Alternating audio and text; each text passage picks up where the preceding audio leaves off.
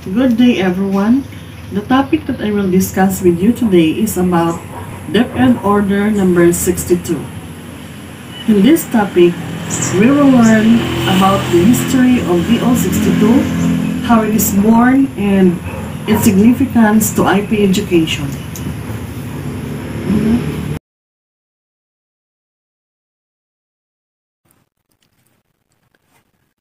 I'm Mrs. Sonia A Camacho. I am the head teacher 1 of Balabag Elementary School, District of Anilao. And at the same time, I am the iPad focal person of our district. For our session objectives, we have the following. At the end of the session, the participants will be able to discuss DO 62 and its historical process, key concepts, key dimensions, elements, and enhancing effective curriculum implementation. Identify the barriers and responses in bringing education to the minorities. State the importance of DO 62 in IP education. Okay, so before DO 62 was born, we have brought education to the minorities. We delivered the basic services. We build schools. We provide the learning facilities. We bring them the supplies in order for the children to have quality education.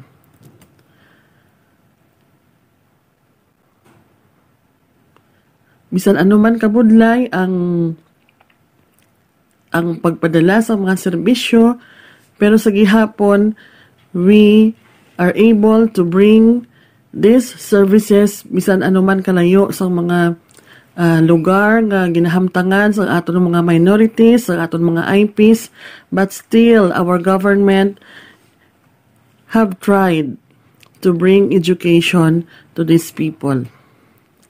Okay, so at the turn of the 20th century until the 80s, we have here the barriers and at the same time the responses for these problems. So first, we have the distance. Kung malayo gid ang eskwelahan or the schools, okay, so the first barrier is the distance. So, may mga lugar nga hindi gid labot ang mga bata dito wala nag-eskwela.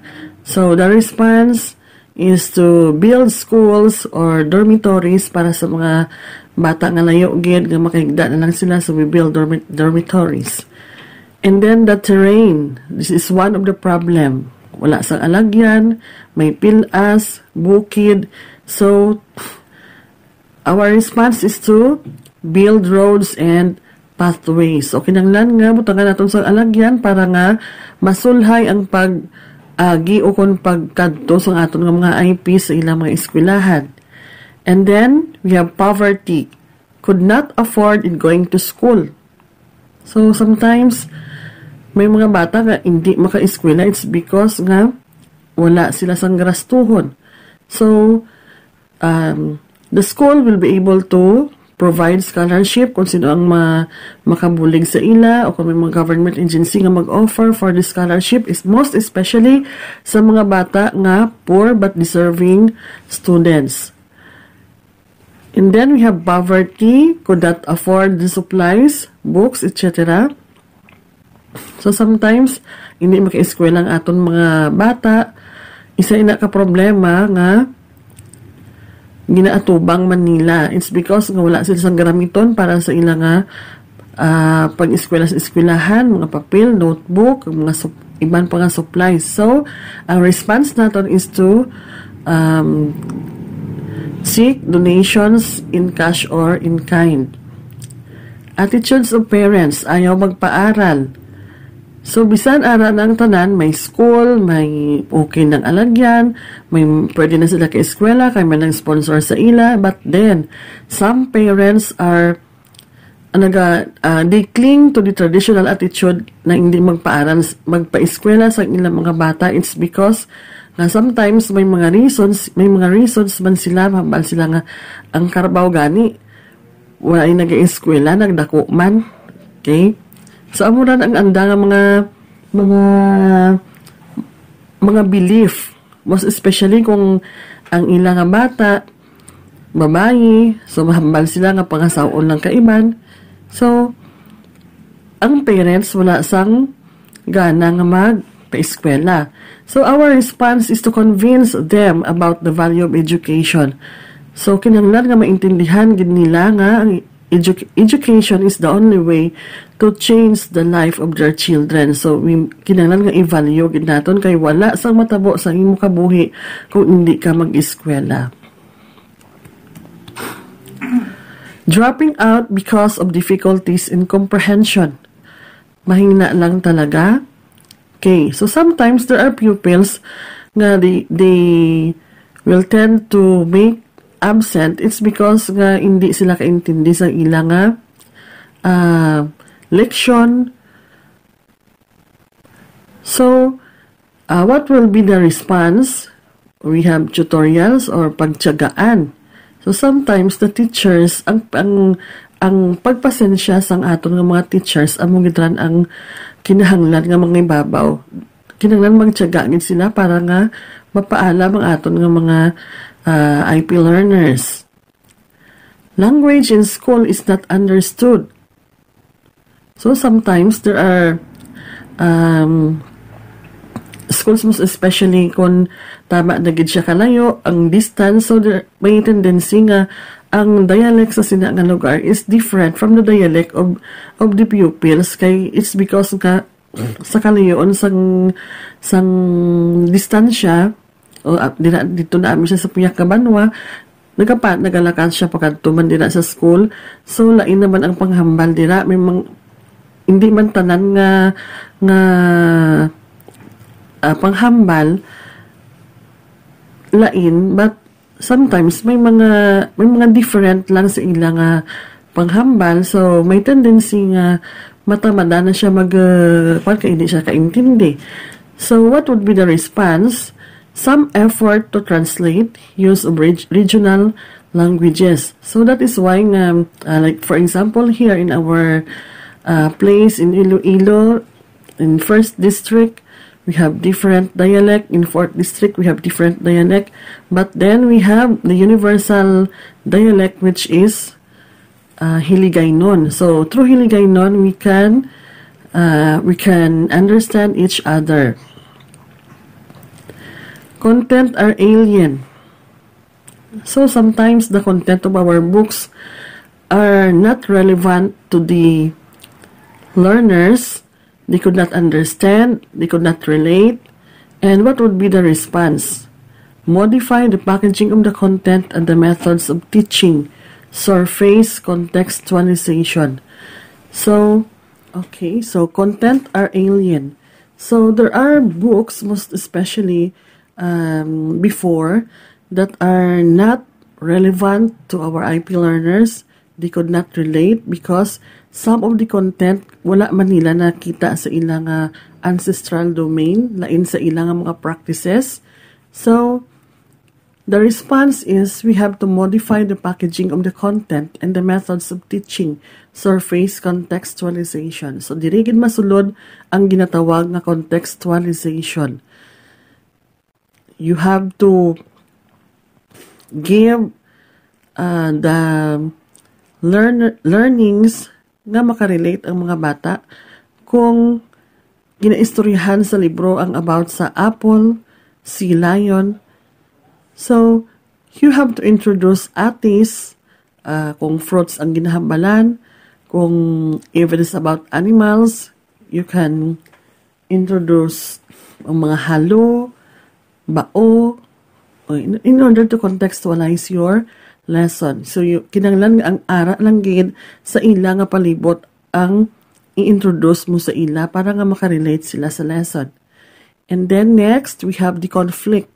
So, this is very applicable or very visible in places, most especially sa mga mountainous areas, nga may mga NPA, most especially in Mindanao, may may LF, may Abu Sayyaf. So sometimes, ang education mabudlay, it's because may mga conflict. So, the response is education for children in conflict areas, but still, kinahanglan pag i-provide gid nato ng education, bisan nga may mga conflict dira. So, kinahanglan mag-sacrifice gid ang aton nga mga teachers in order to bring education to the areas with conflict. Okay? So, our minorities are already educated. We have already identified the barriers and the response in education. We have already shown you how education is being delivered to them. So, what is the impact of the education that is being brought to these minorities? So, we have here the unarticulated access barriers. So, first, we have discrimination. So, sa school, hindi naton malikawad nga ang aton nga mga IPs, ma-discriminate sila. Just what I have experienced when I was a grade 1 teacher, na gindala ko ang mga bata sa gwa, ginpahampang, I tell them to group themselves in 2-4, and may group dito nga nakasimpo ng isa ka IP. Isa ka bata nga IP, ati siya.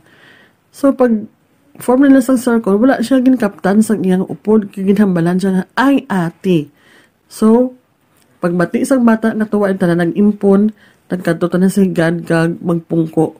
Hasta nga natapos ang hampang, wala siya ka-intra.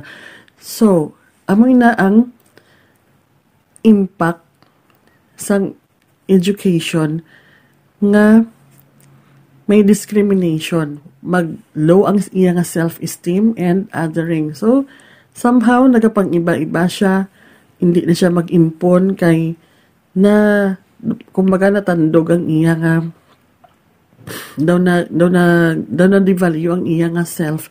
It's because ginambalan siya nga ati. Okay, so conflicting views about identity. So the hidden impact is devaluing and misunderstanding of identity. So, with the experiences that they have, may tendency nga mapakanubo nila or ma-misunderstood nila kung ano gid sila. Kaang ginaamo kami sini, kay ati kami. Nga ang kanubo sa pananaw sa abon sang iban nga tawo. Okay, so conflicting views about cultural and community practices.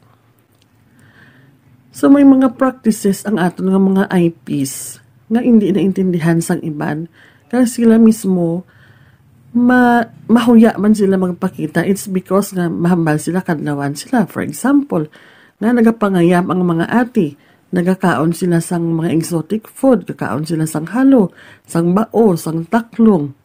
So what is the impact of this? So devaluing and misunderstanding of one's cultural heritage and community practices. So may tendency nga mahuya na sila mag-practice kung ano ang ilang nga naandan, kay wala inaiya sa iban, masikanlawan sila. Adjustment difficulties. Okay, so the practices of the IPs is different from the people, most especially in town. So kung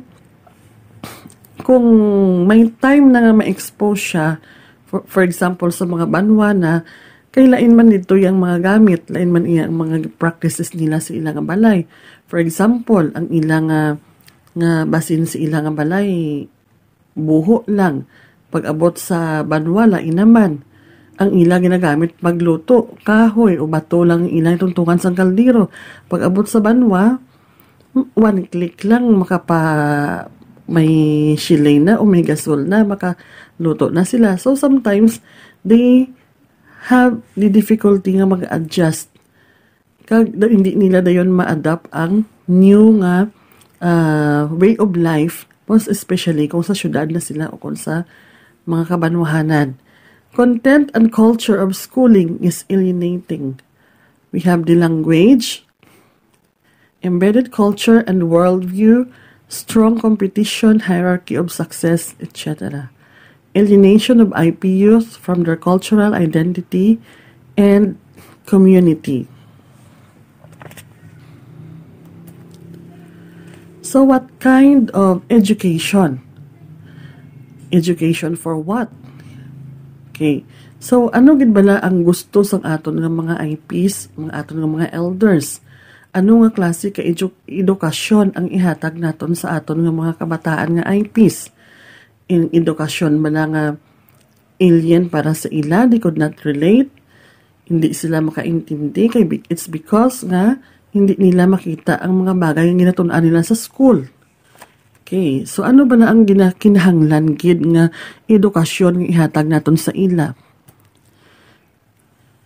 So remembering our roots and aspirations.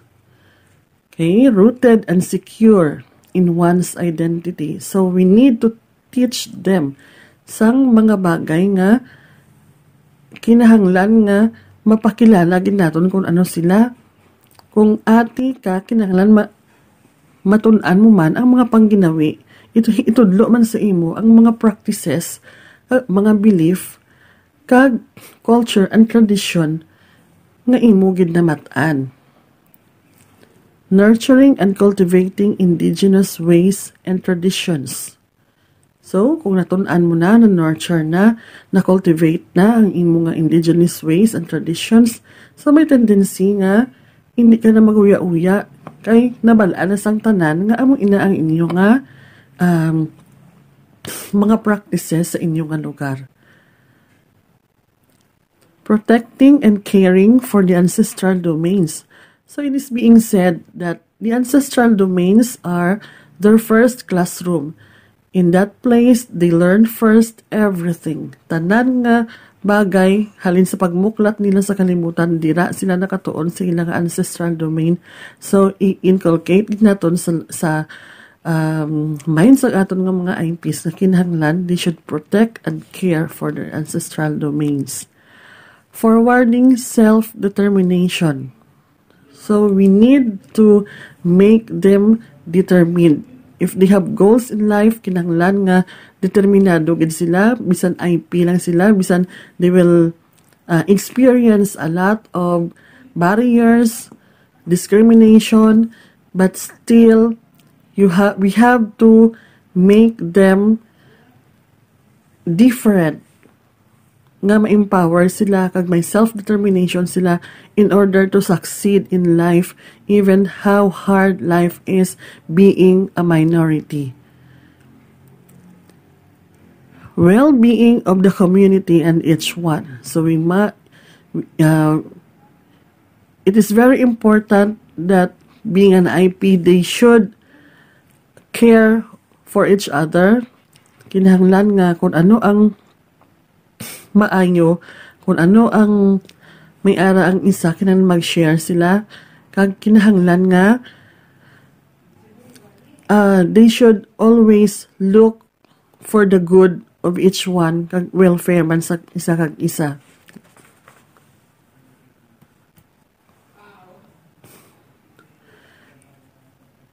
We have the mainstream competencies, learning processes and worldview, integrated sense of self and identity, culture, history, heritage, and spirituality. So our own schools, we have the unarticulated access barriers. We have the discrimination. Okay, so what is the response of the community? Stress on the ancestral domain as the school and teacher. Conflicting views about identity. The elders as wisdom and heritage bearers. So in school, especially in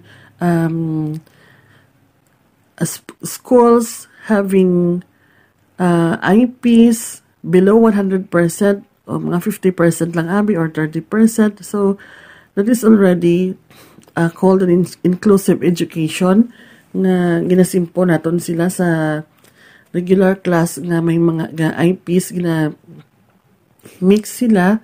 So we would let other learners or other non-IP learners nga pabalaan man nila kung anong mga practices ang aton nga mga IPs para nga hindi nila pag-discriminate kay maintindihan na nila nga amo gali na ang nila nga mga classmate nga IPs. So, if the teacher is not knowledgeable of the culture and tradition of the IPs, kaya may mga school nga hindi man IP ang teacher, so we can invite the elders nga magtudlo or hatag sang duga nga ihibalo sa aton nga mga estudyante, most especially sa mga practices nila. Pwede kita ka-invite sang aton nga mga elders because they are called the heritage bearers. Kasi sila ang may nabalaan gid kung ano ang mga sinauna nga mga kinagawian sa aton nga mga learners nga mga IPs. Okay. So, conflicting views about cultural and community practices. Valuing of indigenous knowledge, systems, and practices in the curriculum, including indigenous competencies in the curriculum. So, this is one way nga kung ma-integrate na naton ang aton nga mga IP competencies sa aton nga lesson. So, most especially sa aton nga pag-value, kinahanglan nga sa mga competencies nga pwede pa lang ma-integrate naton ang IP education, kinahanglan ma-integrate gid naton. It's because nga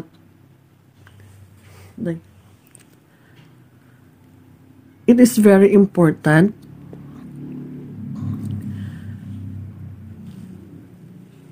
in every lesson kay the knowledge and systems and practices in the curriculum of the IPs para nga ano gid nila nga amo gali kami sini, hindi kami mahuya kay ginatun-an na namon sa eskwelahan kag nabalaan na sang iban nga amo gid gali ini. Importante gali nga mabalaan namon kay bisan ati kami kag amo ni ang practices namon, ginahatagan kami sa importansya, ginatun-an namon sa eskwelahan kag hindi na kami mahuya.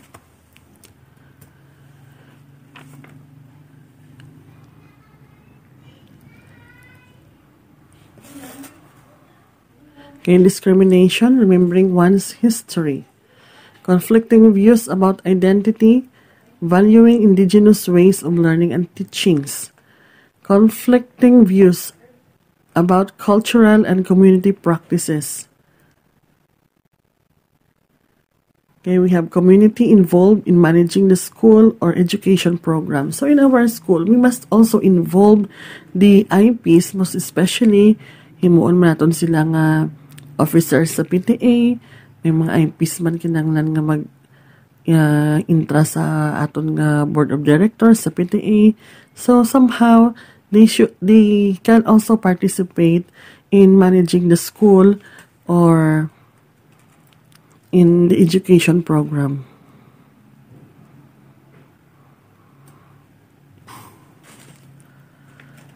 Adjustment difficulties. Formation and guidance with friends and elders. So kung may mga difficulties ka mag-adjust, it should be proper guidance lang with mga friends or mga sinunjang mga elders nga makatudlo.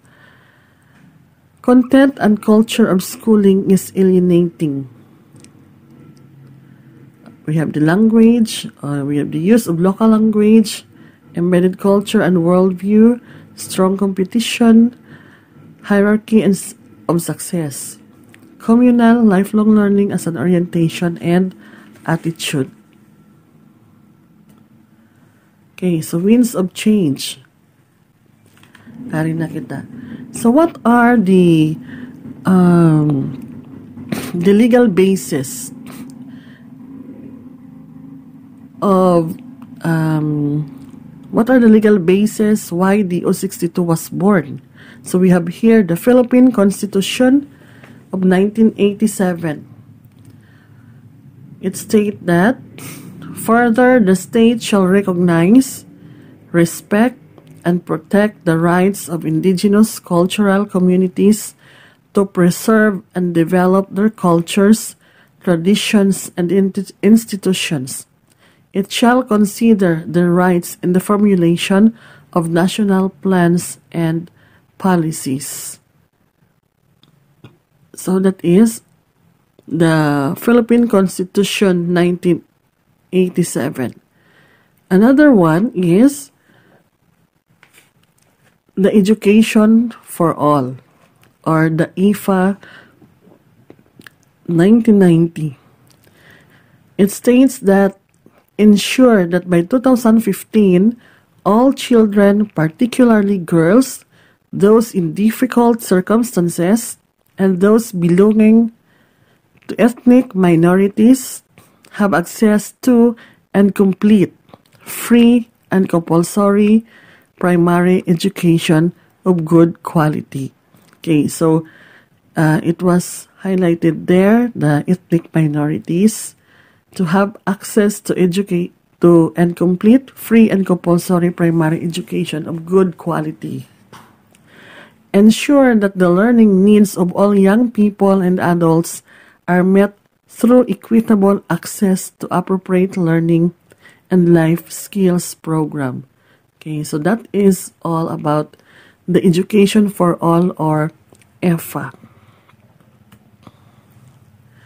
And then we have the Indigenous Peoples Rights Act, or the IPRA law, RA 8371, year 1997. So the state shall provide equal access to various cultural opportunities to the ICCs, or the indigenous cultural community, through the educational system, public or private, cultural entities, scholarships, grants, and other incentives, without prejudice to the right to establish and control their educational systems and institutions by providing education in their own language in a manner appropriate to their cultural methods of teaching and learning. So that is about the IPRA law. Then we have the DepEd Order number 42, Series 2004. Permit to operate primary schools for indigenous peoples and cultural communities. Okay, so we have here the curriculum. We have the curriculum designed for the indigenous people. We have the teachers, we have the IP teachers, the school calendar, or the activities that they are going to have. The alternative learning system, curriculum for indigenous people's education. Okay, we have the core curriculum for ALS and IP learners. So, ang aton nga mga mobile teachers, tagakantog na sila sa aton nga mga IPs, ngita sila sa mga IPs wala pa nakagraduate, wala nakatapos high school, kag i-enroll sila para nga makagraduate sila sa ALS.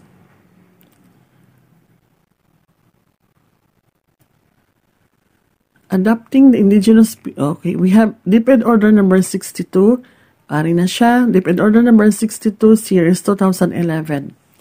Adopting the Indigenous Peoples Education Policy Framework.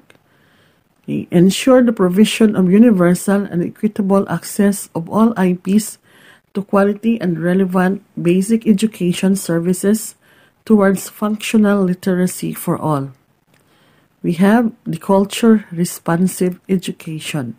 So in DO62, it is being highlighted there that the minorities must have a kind of education that is relevant to them and that they could relate to the lesson, because the things that they are learning is all about the practices, the culture, and the tradition that they had.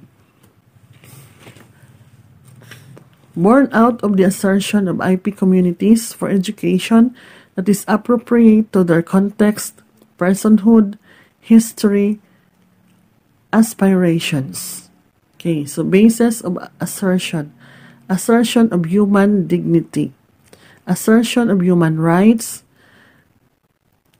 responded to by DepEd based on the recognition of IP rights, moves for the inclusion, participation, and empowerment of IP communities. Okay, so it is born out of the assertion. Gin-assert yun sa mga IP communities na kinahanglan ang context sang aton nga lesson ara gid ang ilang history, ang ilang nga mga kagustuhan, tanan nga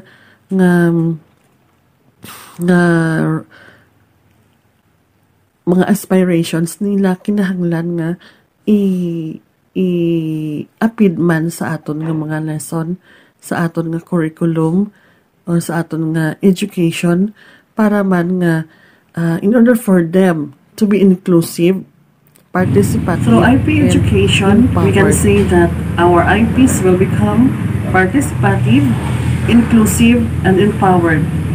Through DO62, they could learn everything that is relevant to them, relevant to their own experiences and their own context. But most of all, we teachers as iPad implementer are the one who can be the guiding light of our IP learners in order for them to be productive and effective citizens of our country someday.